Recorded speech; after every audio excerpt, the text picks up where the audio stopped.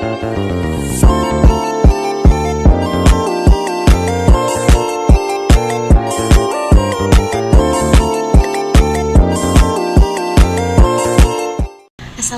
warahmatullahi wabarakatuh. Perkenalkan, nama saya Umi Hulaifah Nasir dengan NIM 877626176.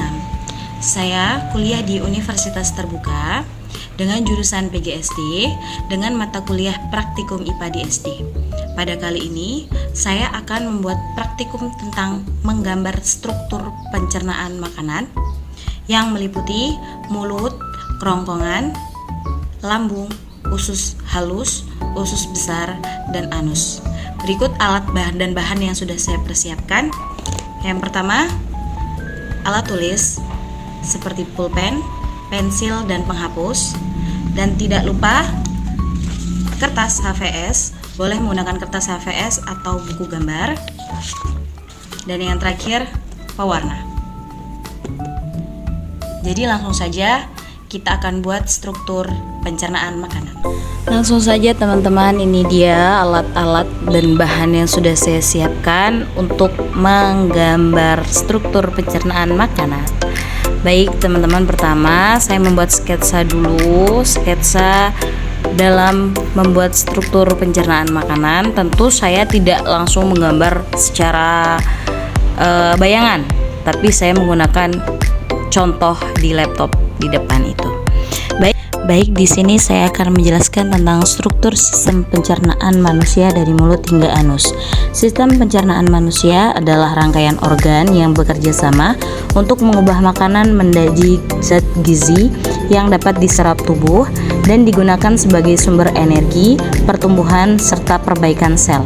Proses pencernaan dimulai sejak makanan masuk ke dalam mulut hingga sisa makanan dikeluarkan melalui anus. Baik, yang pertama saya akan menjelaskan tentang mulut. Mulut merupakan organ pertama dalam sistem pencernaan. Di dalam mulut terdapat gigi, lidah, dan kelenjar ludah yang memiliki fungsi penting dalam proses pencernaan awal. Fungsi mulut mengunyah makanan, gigi memotong, merobek, dan menghancurkan makanan menjadi bagian yang lebih kecil agar mudah ditelan dan dicerna. Mencampur makanan dengan air liur. Air liur diproduksi oleh kelenjar lidah. Air liur membantu meleburkan makanan sehingga lebih mudah ditelan. Pencernaan kimiawi awal. Air liur mengandung enzim amilase atau platin yang mulai memecah karbohidrat atau zat tepung menjadi gula. Sederhananya, peran lidah membantu mengatur posisi makanan saat dikunyah. Kedua, membantu proses menelan. Fungsi sebagai indera pengecap rasa. Yang kedua, setelah dari mulut, makanan akan turun ke tenggorokan atau kita bisa sebut faring.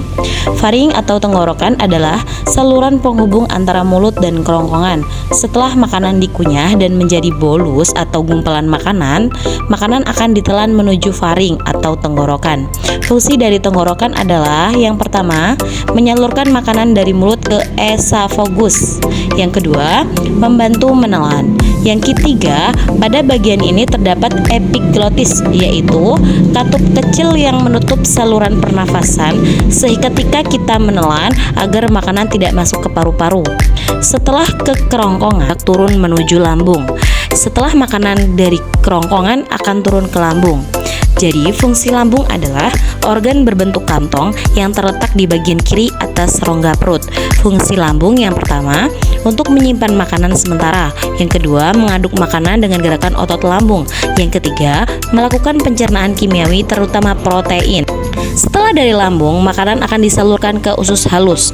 Usus halus adalah bagian terpanjang dari sistem pencernaan.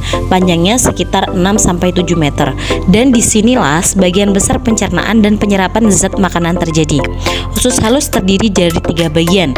Yang pertama ada usus halus 12 jari, yang dimana menerima makanan dari lambung serta cairan empedu dari hati dan enzim dari pankreas.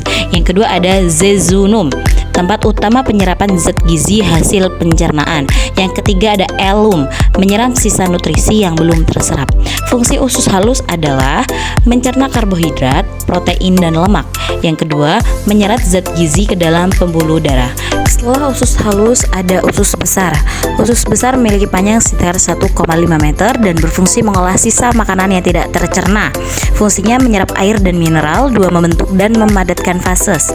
Setelah dari usus besar akan diturunkan ke anus. Anus merupakan lubang tempat keluarnya fases dari tubuh.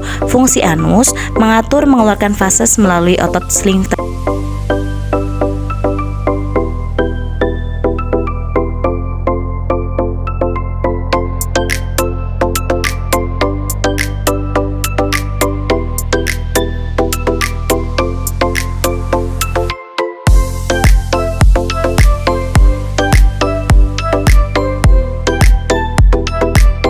Baik, mungkin itu penjelasan tentang struktur pencernaan pada makanan. Sampai jumpa semuanya, bye bye. Thank you for watching.